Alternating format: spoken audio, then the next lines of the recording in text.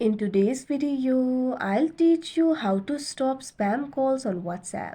So first of all, open the WhatsApp application. You can see over here it has been opened. So what you have to do is enable the feature called silence unknown callers. For that, tap on the three dots that you can see at the top right corner of your screen.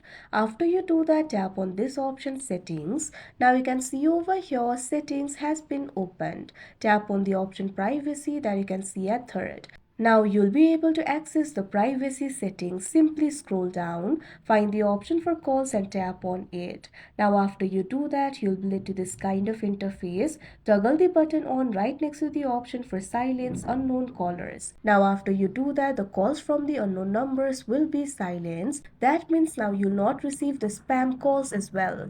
What you can also do is simply go back. If you have received the call from the spammer, you'll be able to see it in the chat section. So what you have to do is tap on the chat of the spammer. After you do that, tap on the contact name that you can see at top.